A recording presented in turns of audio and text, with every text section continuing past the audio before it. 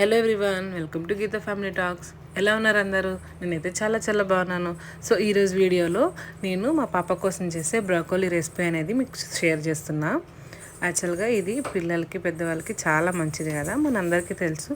Broccoli అనేది పిల్లల గ్రోత్కి కూడా చాలా హెల్ప్ అవుతుంది. సో నేను మా పాప కోసం ఎలా సింపుల్గా ప్రిపేర్ చేస్తానో మీకు ఈ వీడియోలో అయితే చూపిస్తాను.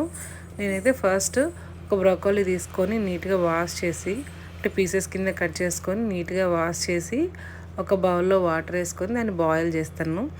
యాక్చువల్గా ఇది వాటర్లోనే బాయిల్ చేయొచ్చు లేదా స్టీమ్ బాయిల్ అయినా చేయొచ్చు.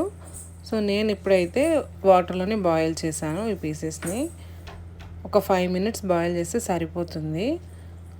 ఎందుకంటే మరి ఎక్కువ బాయిల్ చేసినా మెత్తగా అయిపోతుంది కదా, మనకి ఫ్రై చేయడానికి రాదు.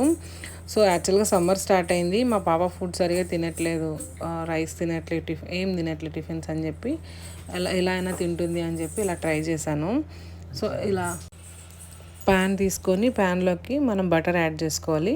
బటర్ మెల్ట్ అయిన తర్వాత మనం ఏదైతే బాయిల్ చేసామో ఆ పీసెస్ని బటర్లో రోస్ట్ చేయాలంటే ఫ్రై చేయాలి బాగా. దీనిలోకి గార్లిక్ యాడ్ చేసుకుంటే చాలా బాగుంటుంది టేస్ట్, బట్ మా పాప తినేదని చెప్పి నేను స్కిప్ చేశాను. సో గార్లిక్ వేసుకుంటే టేస్ట్ బాగుంటుంది. మీరైతే గార్లిక్ ట్రై చేయండి.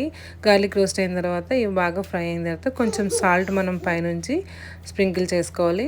అండ్ దాంతోపాటు బ్లాక్ పెప్పర్ కూడా కొంచెం వేసుకుంటే బాగుంటుంది టేస్ట్. సో నేనైతే మా పాపకి పెప్పర్ వేయలేదు, ఇప్పుడు సాల్ట్ వేసి కొంచెం దానిపైన పసుపు కూడా వేసాను నేను. సో అలా పచ్చివాసన పోయే వరకు బాగా రోస్ట్ చేసుకోవాలి. అంటే కొంతమందికి బాగా రోస్ట్ అయితేనే ఇష్టము. సో మా పాప కొంచెం బాగా రోస్ట్ చేస్తేనే తింటుంది, ఇలా పచ్చివాసన వస్తే తినదు. అందుకని చెప్పి నేను ఒక 5 to 6 minutes బాగా రోస్ట్ చేశాను.